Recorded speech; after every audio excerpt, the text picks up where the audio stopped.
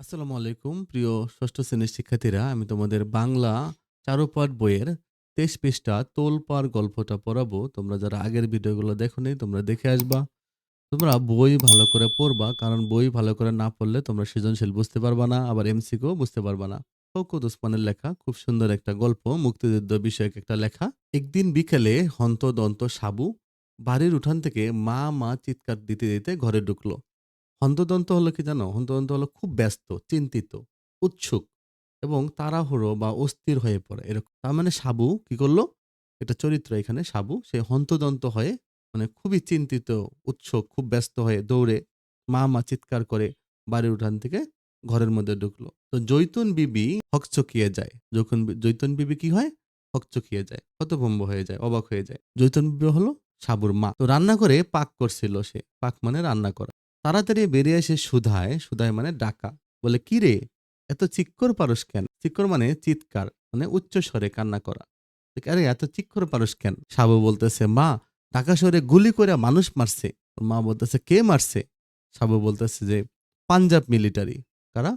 পাঞ্জাব মিলিটারিরা গুলি করে মানুষ মারছে। এমসিকিউতে আসতে পারে। দেখা যায় সাবু খুব উত্তেজিত। মুখ দিয়ে কথা তাড়াতাড়ি বের করে দিতে চাইলেও পারে না। কারণ আসলে পাঞ্জাব মিলিটারি কেন বলছে? পাঞ্জাব মিলিটারি হলো পাকিস্তানের পাঞ্জাব রেজিমেন্টের সৈনিক। পাকিস্তানের অন্যান্য সৈন্যদের সঙ্গে এরাও পূর্ব বাংলার নিরস্ত্র জনগণের উপর নির্মম হত্যাযজ্ঞ চালিয়েছিল। তো দেখা যায় সাবু খুব উত্তেজিত। মুখ দিয়ে কথা তাড়াতাড়ি বের করে দিতে চাইলেও পারে না। কারণ শরীর থরথর করে কাঁপছে। হাতের মুঠি বারবার শক্ত হয়। মানে একটা প্রতিশোধ নেওয়ার আকাঙ্ক্ষা তার মনের মধ্যে যেন জেগে ওঠে। মা, একজন দুজন না, হাজার হাজার মানুষ মারছে। মা বলতেছে, "কস কি? হাজার হাজার?" হ, সব মানুষ শহর ছেড়ে চলে আইতাছে। ঢাকা শহর থেকে ৫০ মাইল দূরবর্তী গাবতলী গ্রাম। তাহলে ঢাকা শহর থেকে ৫০ মাইল দূরের হলো এই গাবতলী গ্রাম। কিন্তু যাতায়াতের সুবিধা নেই। তাই সব খবরই ২ দিন বাদে এসে পৌঁছায়। এবার কিন্তু তার ব্যতিক্রম ঘটেছে। পরদিনই পাওয়া গেছে সব খবর। যারা জোয়ান তারা সোজা হেঁটে হেঁটে বাড়ি পৌঁছেছে। তাই খবর ছড়িয়ে পড়তে দেরি হয় না। ২৫শে মার্চের রাতে পাঞ্জাবি মিলিটারি ঝাঁপিয়ে পড়ে। জীবন্ত যাকে পাচ্ছে তাকেই হত্যা করছে। পরদিন সাবুর সামনে গোটা শহর যেন হুমড়ি খেয়ে পড়ল। মানে পুরা শহরের লোকজন সে দেখতে পাচ্ছে। তাদের বাড়ির পাশ দিয়ে গেছে জেলা বোর্ডের সড়ক। তাদের বাড়ির পাশ দিয়ে গেছে জেলা বোর্ডের সড়ক। তো জেলা সড়ক আরকি, মেইন সড়কটা। সেই পথেই মানুষ আসতে লাগলো। একজন দুজন নয়, হাজার হাজার, একদম পিল পিল পিঁপড়ের সারি। পিঁপড়া যেমন পিল পিল করে দলবদ্ধ হয়ে চলে, এরকম পিল পিল পিঁপড়া সারির মতো হাজার হাজার লোকজন কি হলো? আসতেছিল শহর থেকে। গাবতলী গ্রাম তাদের গন্তব্য না। তারা গাবতলী গ্রামে যাচ্ছিল না। আসলে তারা আরো দূরে যাবে। কিন্তু এদিক দিয়েই তো যাবে। কেউ কুমিল্লা, কেউ নোয়াখালী, কেউ ময়মনসিংহ, একদম গারো পাহাড়ের কাছাকাছি, আরো নানা এলাকায়। গারো পাহাড় হলো বাংলাদেশের ময়মনসিংহ অঞ্চল থেকে উত্তরে, মানে ভারতের মেঘালয় রাজ্য পর্যন্ত বিস্তৃত একটা পার্বত্য এলাকা। তাহলে অনেকে সেদিকে চলে যাবে, যে যেদিকে পারে। একদম গারো পাহাড়ের কাছাকাছি আরো নানা এলাকায় দারুণ রৌদ্রুর মাথার উপর রোদ আর ভিড়, অনেক মানুষ।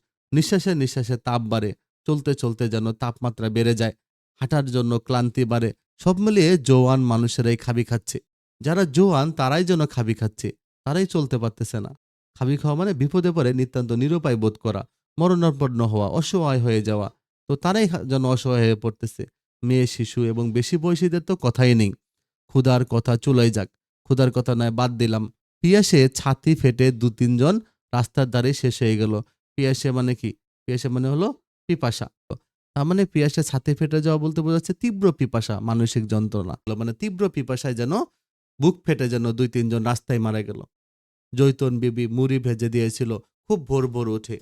জৈতুন বিবি মুড়ি ভেজে দিয়েছিল। সাবু চাঙ্গারি বোঝাই করে মুড়ি এনে ওদের খাইয়েছে। সাবু তাদেরকে মুড়ি খাইয়েছে। নিজেরা কিভাবে চলবে সে কথা ভাবেনি। মুড়ি শেষ হলে সে পানি জোগানোর কাজে এগিয়ে গেছে। এক পৌর নারীকে, পৌর মানে প্রবীণ বোঝায়, মানে বার্ধক্য আর যৌবনের মাঝামাঝি অবস্থা। তাহলে এক পৌর নারীকে দেখে সে অবাক হয়ে তার দিকে তাকিয়েছিল। ৫০-এর বেশি বয়স, কিন্তু কি ফর্সা চেহারা, যেন কোনো ধলা পরী। ধলা মানে সাদা, সাদা পরী। মুখ দেখে বোঝা যায় অনেক হেঁটেছেন, অথচ তার জীবনে হাঁটার অভ্যাস নেই। সাবুর কাছে এসে দাঁড়িয়েছিলেন তিনি। সাবু তাকে বলছে, "মা, পানি খাবেন?" "দাও বাবা।" পৌরনারী মুখ খুললেন। গ্লাস আবার ধুয়ে জালা থেকে পানি এগিয়ে দিয়েছিলেন সাবু। জালা মানে হলো মাটির তৈরি পেট মোটা বড় পাত্র আর কি। এরকম মাটির তৈরি পাত্র, মোটা পাত্র, পেট মোটা পাত্র। তো গ্লাস আবার ধুয়ে সেই জানলা থেকে পানি এগিয়ে দিয়েছিলেন সাবু। খালি গা, পরনে হাফ প্যান্ট, তাও ময়লা। বড় লজ্জা লাগে সাবুর। সাবুর খালি গা, বাচ্চা ছেলে, হাফ প্যান্ট, তাও ময়লা কাপড়। বড় লজ্জা লাগে সাবুর। পৌরা পানি খেয়ে তৃপ্ত। হাতে চামড়ার উপর নকশা আঁকা ব্যাগ থেকে রুমাল বের করে মুখ মুছলেন। তো তারপর একটা ৫ টাকার নোট সাবুর দিকে এগিয়ে দিয়ে বললেন, বাবা তুমি কিছু কিনে খেও। তার মানে চামড়ার একটা নকশা আঁকা ব্যাগ থেকে রুমাল বের করে মুখ মুছলেন, তারপর তাকে ৫ টাকা দিলেন। দিয়ে বললেন, বাবা তুমি কিছু কিনে খেও। এ কি, না না, নাও বাবা, মাফ করবেন, টাকা নিলে আমারে মা বাড়ি থেকে বাইর করে দিব। আমারে কইয়া দিছে শহরের কত গণ্যমান্য মানুষ যাইব রাস্তা দিয়া, পয়সা দিলে নিবি না, খবরদার। সে পৌর নারী একটু হাফ ছেড়ে বললেন, তোমার মা কিছু বলবেন না, আমার মারে আপনি চেনেন না। সাবু বলছে, মা কন, বিপদে পইরা মানুষ বাড়ি আইলে কিছু লওয়া উচিত না। গরিব হইতাম পারি, কিন্তু আমরা জানোয়ার না। শেষ কথাগুলোর পর নিরুপায় সে নারী সাবুর মুখের দিকে চেয়ে বললেন, বাবা যদি কখনো ঢাকা শহরে যাও আমাদের বাড়িতে এসো। আপনাদের বাড়ি? তো আমাদের বাড়ি হলো লালমাটিয়া ব্লক ডি। আমি মিসেস রহমান। তিনি নিজের পরিচয় দিলেন এবং অ্যাড্রেস দিলেন। তো মিসেস রহমান আবার রাস্তা ধরলেন। সাবু বুঝতে পারে এই গরমে হাঁটার পক্ষে মোটা শরীর আদৌ আরামের নয়। কিন্তু বেচারা নিরুপায়। শরীর তো আর নিজে তৈরি করেনি। তার মানে মোটা শরীর গরমে হাঁটার উপযোগী নয়। তিনি নিমেষে ভিড়ে মিশে গেলেন। নিমেষে মানে মুহূর্তে। মুহূর্তে ভিড়ের মধ্যে মিশে গেলেন। ভিড় নয় যেন স্রোত। শহর থেকে যে শুধু গণ্যমান্য মানুষ আসছে তা নয়, সাধারণ মজুর মিস্ত্রিরা পর্যন্ত আসছে। সাবু ভাবে, তাহলে শহরেও গরিব আছে যারা তাদের মতোই কোনো রকমে দিন কাটায়। তাদেরই মতো যাদের ঠিক মতো বিশ্রাম জোটে না, আহার জোটে না, কাপড় জোটে না। এই সময় সাবুর আরো মনে হয় একবার শহর দেখে এলে হতো। লোক তো শহর পর্যন্ত আসেই। এই জনস্রোত ধরে উজানে ঠেলে গেলেই সেখানে পৌঁছানো যাবে। সে মনে করে এভাবে হয়তো সামনের দিকে গেলে শহরে যাওয়া যাবে। কিন্তু তার সাহস হয় না। একদিন তাদের গ্রামের পাশ দিয়ে গেল ৮-৯ জনের একটা পরিবার। মানে তাদের গ্রামের পাশ দিয়ে ৮-৯ জনের একটা পরিবার যায়। সম্ভ্রান্ত জন তারা। তারা একটু সম্ভ্রান্ত পরিবারের। ৭০ বছরের বুড়ো তাদের সঙ্গে। ৩টি মাঝ বয়সী মেয়ে, ৩০ থেকে ৪০ এর মধ্যে বয়স, তাকে ধরে ধরে আনছে। মানে ৩টি মাঝ বয়সী মেয়ে ওই বুড়োকে নিয়ে আসতেছে। সঙ্গে আরো ৪-৫টি কুচো ছেলে মেয়ে। কুচো মানে ছোট ছোট ছেলে মেয়ে, বাচ্চা ছেলে মেয়ে, কেউ ৮ বছরের বেশি না। আর আছে লুঙ্গি পরা হাফ শার্ট পরিহিত জোয়ান একজন। আর লুঙ্গি পরা হাফ শার্ট পরা একজন যুবক। তার চেহারা জানান দেয় বাড়ির চাকর। বুড়ো ঠিক মতো হাঁটতে পারে না। কখনো মেয়ে ৩টার সাহায্য নেয়, কখনো জোয়ান চাকরের। ৫-৬টি কুচো ছেলে মেয়ের খবরদারিও সহজ নয়। কাজেই কাফেলা রীতিমতো নাজেহাল। আকাশের তেমনি কাঠফাটা রোদ। কাফেলা মানে হলো সারি বেঁধে চলা পথিকের দল। তাহলে এই গ্রুপ যারা ছিল ৭-৮ জন, মানে এদের যেন নাজেহাল অবস্থা হয়ে গেছে। শোনা গেল বুড়োর ৩ ছেলেকেই তার সামনে পাঞ্জাব মিলিটারিরা গুলি করে মেরেছে। তাহলে সেই বুড়ো লোকের ৩ ছেলেকেই পাঞ্জাব মিলিটারিরা গুলি করে মেরেছে। সঙ্গী মেয়ে ৩টি বিধবা বউ। সামনের সাথে যে ৩টা মেয়ে আছে এই ৩টা হলো তাদের বিধবা বউ, মানে পুত্রবধূ। কুচো ছেলে মেয়েগুলো বুড়োর নাতি নাতনি। আর বাচ্চা ছেলেগুলো হলো বুড়ো নাতি নাতনি। গাছের ছায়ায় বিশ্রাম নিতে তারা বসেছিল। খবর জানার কৌতূহলে গাবতলী গায়ের অনেকে ছুটে আসে। আজ কিন্তু কাছে এসে সবাই মিলে যায়। সদ্য বিধবা ৩ জন, আর সঙ্গে অমন জয়ীব মানুষ। জয়ীব মানে হলো দুর্বল, বৃদ্ধ। তার মানে সদ্য ৩ জন বিধবা, আরেকজন হলো জয়ীব মানুষ, মানে বার্ধক্য মানুষ, বৃদ্ধ মানুষ, দুর্বল মানুষ। কেউ মিলিটারি জুলুমের খবর জানবার আগ্রহ দেখায় না, বরং কিভাবে এদের সাহায্য করতে পারে তাই জিজ্ঞাসা করে। কিন্তু এই এলাকার মানুষগুলো কিভাবে তাদেরকে সাহায্য করা যায় সেগুলোই জিজ্ঞাসা করে। পিয়াসে সকলেই অস্থির ছিল। পিয়াস মানে পিপাসা। কে একজন তাড়াতাড়ি ছোট কলস আর গ্লাস নিয়ে এলো। কিন্তু এই সামান্য আতিথেয়তায় কেউ সন্তুষ্ট নয়। সাবু নিজেও ভেবে পায় না কিভাবে উপকার করবে। আগে 5-4 মাস খাটতে কি বিরক্ত লাগতো, আর এখন কিছু করতে না পারলে অস্বস্তি। মানে আগে কেউ তাকে কিছু বললে সেটা সে করতে চাইতো না, কিন্তু এখন সে কিছু করতে না পারলে তার অস্বস্তি লাগে। অস্বস্তি মানে বলতে অস্বস্তি বোঝায়, মানে মনের অশান্তি। বুড়ো ভদ্রলোক রাজি ছিল না। তবু কয়েকজন উপযাজক হয়ে বিভিন্ন ভার নিল। ভার মানে দায়িত্ব নেওয়া। উপযাজক মানে নিজেদের ইচ্ছা নিয়েই, নিজেদের ইচ্ছায়। সাবুও বাদ গেল না। সে একটা কচি ছেলেকে কোলে তুলে নিল। ২ মাইল দূরে নদীর ঘাট। সবাই মিলে পালা করে কাঁধে নিয়ে বুড়ো মানুষটিকে নদীর ঘাট পর্যন্ত পৌঁছে দিয়ে আসবে। তারপর নৌকায় তুলে দিবে। তাহলে বুড়ো মানুষটাকে নদীর ঘাট পর্যন্ত নৌকায় তুলে দিয়ে আসবে। সাবুর কোলে গোলগাল বাচ্চাটা, বছর ৩ বয়স। আর সাবুর কোলে যে বাচ্চাটা আছে সেটার হলো ৩ বছরের বয়স হবে। বেশ ভারী, কিন্তু ক্লান্তি নেই সাবুর। মাঝে মাঝে অন্য কেউ তার বোঝা হালকা করতে চাইলে সে বলে, আরেকটু আগে দেই। বৃদ্ধ আশপাশের বাহকদের বলে, তোমরাই আমার ছেলে বাবা। এই গরমে তোমরা ছাড়া কে আর এমন সাহায্য করত? ছেলে আর কোথায় পাবো? কথা শেষ হয় না। ফোঁপানির শব্দ ওঠে, মানে কান্নার শব্দ ওঠে। আবার বুড়োর ভাঙা ভাঙা গলা শোনা যায়, জীবনে নামাজ কাজা করিনি বাবা। ইসলামের নাম নিয়ে বলল যে পাকিস্তান হলে নাকি মুসলমানদের মঙ্গল হবে। হ্যাঁ, এই বয়সে সব ছেলেদের হারিয়ে বুড়ো কথা শেষ করতে পারে না। দীর্ঘশ্বাস শোনা যায় শুধু। সমস্ত কাফেলা নীরব। নারীদের মধ্যে একজন ফুপিয়ে ফুপিয়ে কান্না শুরু করেছিল। তখনই থেমে গেল। কে আর কথা বলবে এমন জায়গায়? মনে হচ্ছিল কতগুলো লাশ নিয়ে যেন সবাই হাঁটছে। সাবু তখন কল্পনার চোখের সামনে দেখতে পায় খাকি উর্দি পরা কতগুলো সিপাই তার সামনে, আর সে তাদের লাথি মেরে মেরে ফুটবলের মতো গড়িয়ে নিয়ে যাচ্ছে। অসীম আক্রোশে তার রক্ত টকবক করে ফুটতে থাকে। সেই সব দুশ্মন কখনো দেখেনি সে, সেই সব জানোয়ার কখনো দেখেনি সে, যারা তার দেশের মানুষকে বন্যার দিনের পিঁপড়ের মতো ভাসিয়ে নিয়ে যাচ্ছে জুলুমের দাপটে।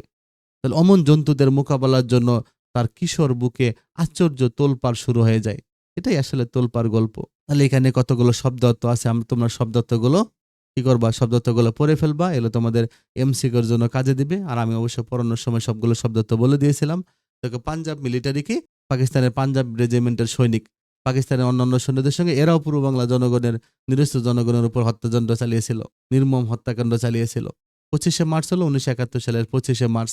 এই তারিখের কালো রাতেই পাকিস্তানি বাহিনী আক্রমণ করেছিল। গারো পাহাড় হলো বাংলাদেশের ময়মনসিংহ অঞ্চলের থেকে উত্তর ভারতের মেঘালয় রাজ্য পর্যন্ত বিস্তৃত একটা পাহাড় হলো এই গারো পাহাড়। পৌর হলো প্রবীণ ব্যক্তি, মানে যৌবন বার্ধক্যের মাঝামাঝি বয়স, এটা হলো কি পৌর। খাবি খাওয়া মানে বিপদে পড়ে নিতান্ত নিরুপায় বোধ করা। চাঙ্গারি মানে বাঁশের তৈরি ডালা। নিমেষে মানে মুহূর্তে, চোখের পলকে। কাফেলা মানে সারি বেঁধে চলা পথিকের দল।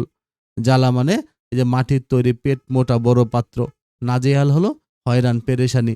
জয়ীব মানে দুর্বল, হীনবল, বৃদ্ধ, জরাজীর্ণ। অস্বস্তি মানে অস্বস্তি বোঝায়, মনের অশান্তি। কুচো ছেলে মেয়ে মানে ছোট ছোট ছেলে মেয়ে। উপযাজক হওয়া মানে যে জেচে বা স্ব উদ্যোগী হয়ে কিছু করা। আর উর্দি হলো সৈনিকদের জন্য নির্ধারিত পোশাক। 1971 সালে মুক্তিযুদ্ধের সময়কার সাধারণ মানুষের জীবন সংগ্রাম সম্পর্কে একটু ধারণা দেওয়া, এটাই পাঠের উদ্দেশ্য। পাঠ পরিস্থিতি দেখো, মুক্তিযুদ্ধ বাংলাদেশের সবচেয়ে উল্লেখযোগ্য ঘটনা। এই যুদ্ধে পাকিস্তানিদের অত্যাচারের দৃশ্য দেখে একজন কিশোর কিভাবে তাদের প্রতিরোধ করার জন্য সংকল্পবদ্ধ হয়, শওকত ওসমানের তোলপাড় গল্পে তাই ব্যক্ত হয়েছে। কিশোর সাবু গায়ের সড়কে শহর থেকে পালানো হাজার হাজার মানুষ দেখে অবাক হয়। অত্যাচারী ও ক্লান্ত মানুষদের মুড়ি বা পানি পান করে এসে সান্ত্বনা খোঁজে। সাবু দেখতে পায় নারী, শিশু, বৃদ্ধ নির্বিশেষে সবাই শহর ছেড়ে পালাচ্ছে। পাকিস্তানিরা নির্বিচারে সবাইকে হত্যা করছে বলে তারা সংবাদ পায়।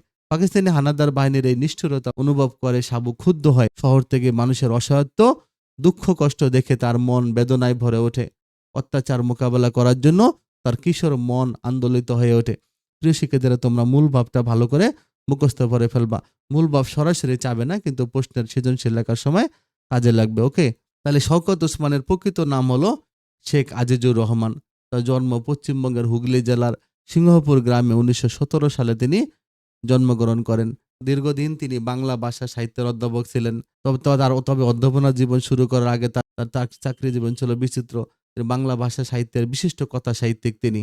ছোটদের জন্য তিনি যেসব গ্রন্থ লিখেছেন সেগুলো হলো ওটেন সাহেবের বাংলো, ডিগবাজি, মস্কুইটো ফোন, তারা দুইজন, খুদে সোশ্যালিস্ট, ছোটদের নানা গল্প, কথা রচনার কথা, পঞ্চসঙ্গী ইত্যাদি। তিনি বেশ কয়েকটি সাহিত্য পুরস্কারে ভূষিত হয়েছেন। আদমজী পুরস্কার, বাংলা একাডেমি সাহিত্য পুরস্কার, নাসিরুদ্দিন স্বর্ণপদক, ফিলিপস সাহিত্য পুরস্কার। তো 1998 খ্রিস্টাব্দে তিনি মৃত্যুবরণ করেন। তোমাদের যেগুলো লেখ পরিস্থিতি যেগুলো দাগ দিয়েছে এগুলো তোমরা পড়বা, এমসিকিউতে আসতে পারে, আবার সৃজনশীলের জ্ঞানমূলক প্রশ্নের মধ্যে আসতে পারে। তাহলে তোমরা এইভাবে গল্পটা ভালো করে পড়বা, তারপর তোমরা সৃজনশীল বুঝতে পারবা। এরপর আমি তোমাদেরকে সৃজনশীলের প্রশ্ন দিয়ে দিব। যারা আমার চ্যানেলটা সাবস্ক্রাইব করো নাই, তোমরা সাবস্ক্রাইব করে রেখো। ভালো থেকো।